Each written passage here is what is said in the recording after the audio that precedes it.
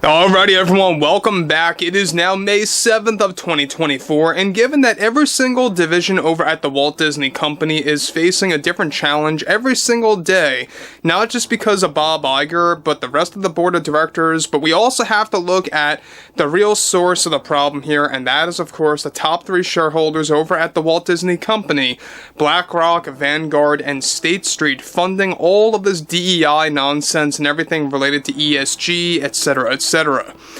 This is Mike Zero. Subscribe if you're new and like this video to see future updates. You can also follow me at Mike01. I thank you also very much for the great and kind support. So, Deadpool and Wolverine is 100% the one movie that Bob Iger is banking on right now to at least make a decent profit at the box office. It's the one Marvel movie that's coming out in 2024, so that's another reason why they're trying to latch onto this film and to really do whatever they can. It's also another reason why Bob Iger and Feige have been bowing down to Ryan Reynolds and Shawn Levy's demands and caving to their overall requests of getting rid of as much DEI elements as possible for the third act reshoots. Now, going into all the drama that has a lot to do with She-Hulk actress Tatiana Maslany and her connection to Deadpool and Wolverine is actually quite alarming when it comes to the overall production and the grand scheme of things with Deadpool and Wolverine. Now, focusing on everything here, we know that Ryan has had a lot of victories over losses against Disney, which is great news, which is exactly why I believe that this could very well be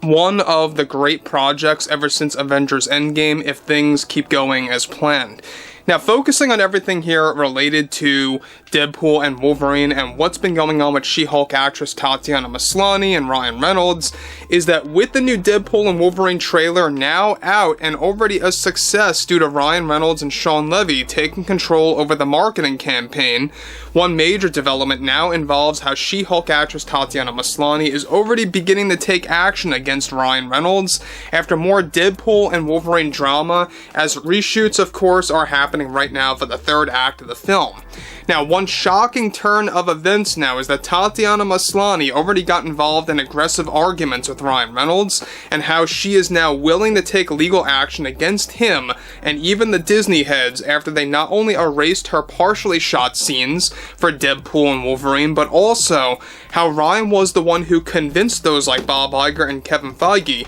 to break free from the She-Hulk character in any film, moving onwards that will feature Deadpool aka Wade Wilson from Marvel's Phase 6 and Phase 7, as Ryan is still negotiating with Disney on various projects to further his career with the character.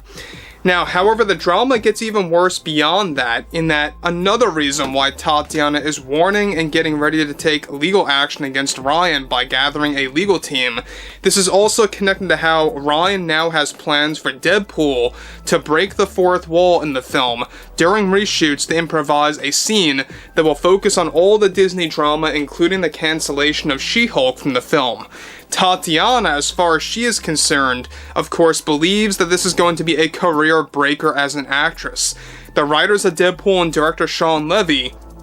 are already getting together on how to craft this scene that will mock the She-Hulk character and how she was axed from the Deadpool and Wolverine film in and of itself. Now, this is set to take place in the real-world universe that will be demonstrated by the TVA to Wade Wilson at some point when he travels there. The planned scene is set to be filmed by the middle of this month and will take no longer than 2 to 3 days to film and will 100% be driven by improvised dialogue. The sequence for the third act, of course, is already etched in, with Hugh Jackman also reportedly getting involved in the scene that is planned to mock She-Hulk and poking fun at the drama that Tatiana started behind the scenes. Now, the drama from Tatiana's response to this mockery scene was so large that it was rattling throughout all of Disney and Marvel Studios to the point that Iger and the board launched another emergency meeting on a contingency plan for Deadpool and Wolverine if negative press begins to rise in the coming months as a precaution.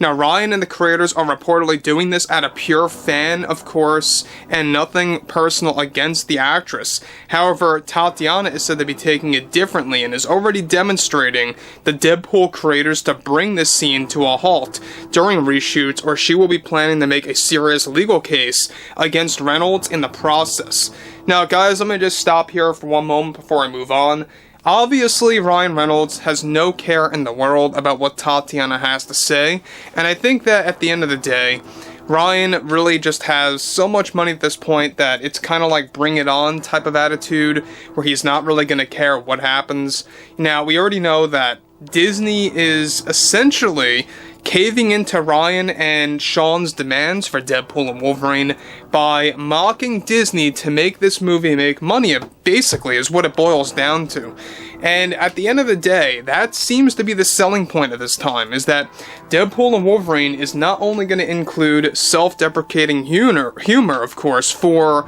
the Walt Disney Company, though some scenes were deleted, and we'll have a lot more to talk about that moving onwards, about Bob Iger and the board and how that was going to be mixed in with Deadpool. But there's a lot of sequences in here that not only make fun of Kevin Feige, but also, of course, Bob Iger, Disney, and everything related to the Walt Disney Company at large. So that's another big,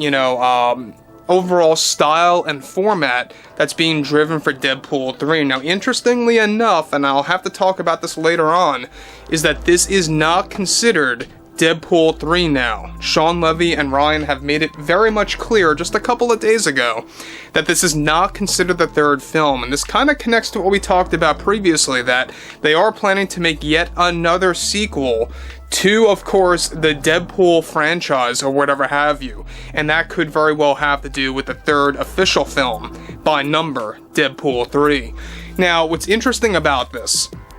moving onwards here, this is where things begin to heat up, is that Tatiana is also demanding Disney to pay for some of the scenes that she had partially shot as She-Hulk for the third act, that Iger and the rest of the Disney executives are reportedly not paying her the initial promised amount. So that's another thing that's really kind of driving this entire warning by Tatiana to make a legal case against not just Ryan Reynolds, but also against Disney, is that they are not paying her the promised amount of the scenes that she had shot for Deadpool and Wolverine that got axed. And so that's, nothing new. We've seen this happen with many certain circumstances in previous projects related to Disney, and it may have not been, as